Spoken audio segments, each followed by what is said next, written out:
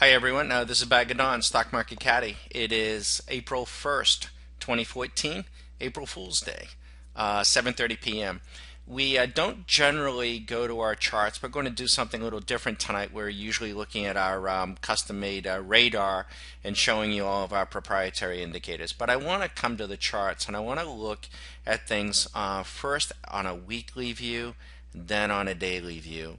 And I first want to look at the volatility index, and this is a weekly view of the volatility index, the futures. And folks, this is the problem, okay? And this has been the problem since back here, early 2000. Volatility is being crushed out. It just is. Money is flowing in. Everything is calm.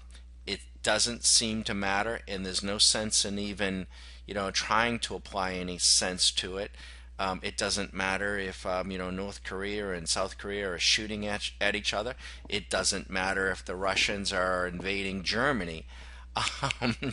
It just doesn't seem to matter. That sword, if you will, live by the sword, die by the sword, that can change in a New York minute.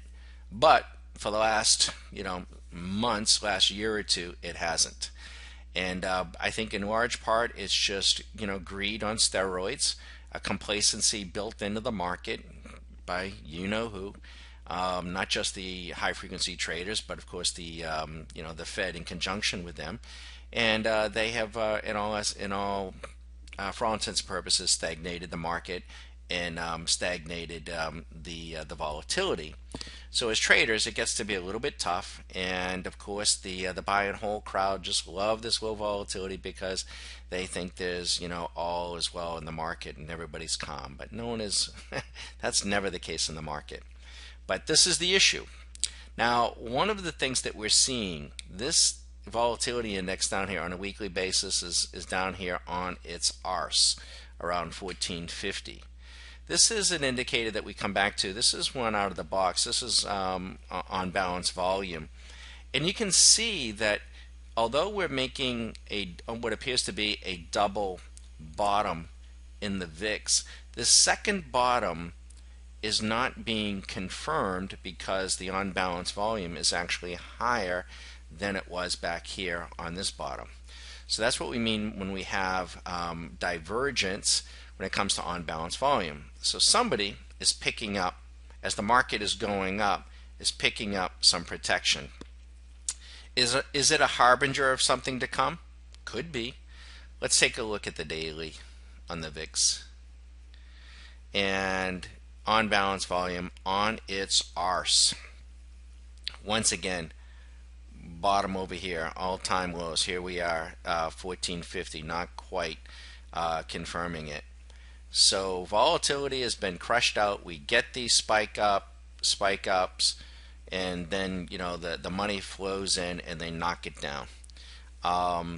We are seeing in some of our other charting the likelihood over the next day or two that we're going to see a rally in the VIX. Now, I'm not saying that it's going to be an earth-shattering, to the moon type deal, but we see a rally coming off of this low, and that could coincide for, once again, a pullback.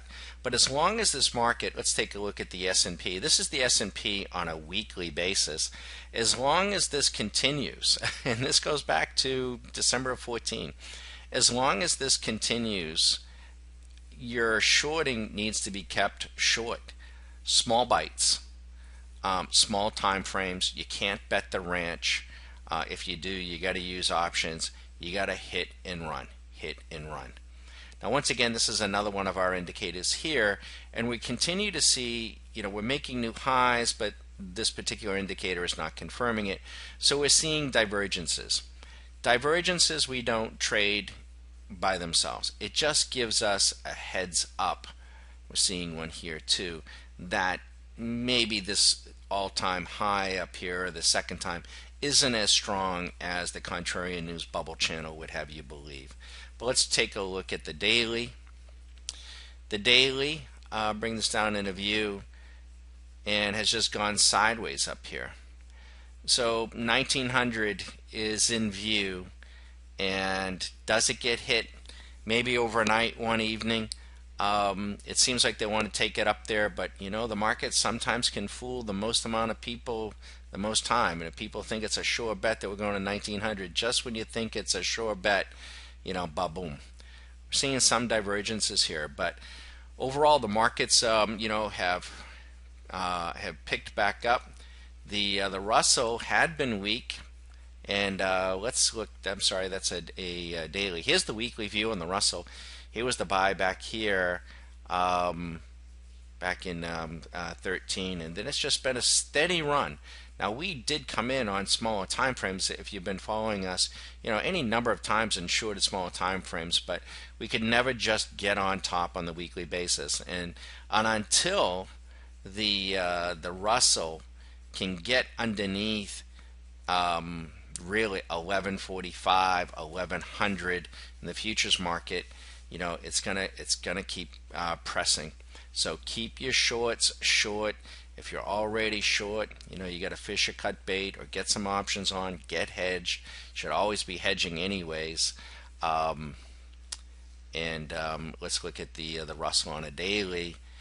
And here it is. She comes down. She finds this support here, runs back up, and once again we have divergences. So it's going to be very telling the next day or two. Was this just all into the month, into the quarter window dressing, as I think it was and is? We'll know in another couple of days, probably as early as tomorrow.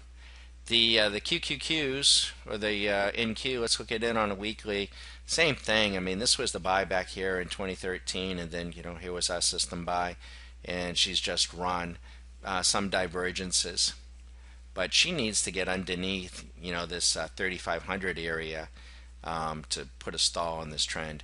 And then let's look at the Dow on a weekly basis, and here it is here. Double top. On balance volume has been strong, little divergence here.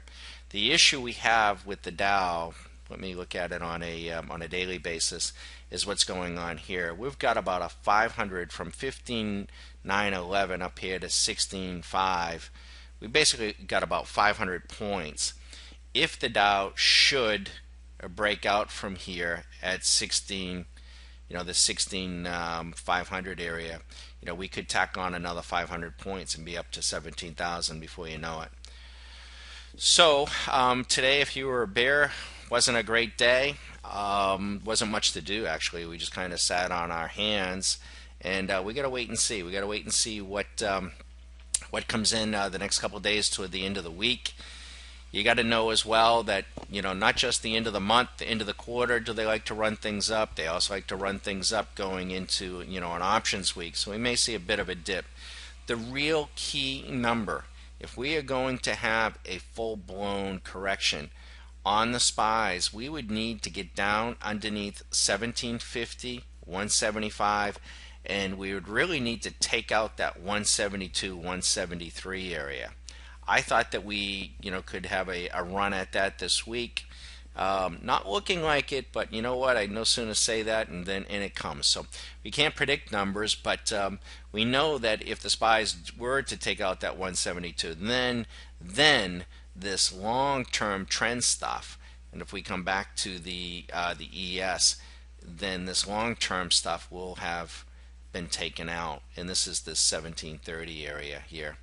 So we got to stop the advance, get underneath 1822, challenge, for the love of Pete, challenge 1750. How about 1730?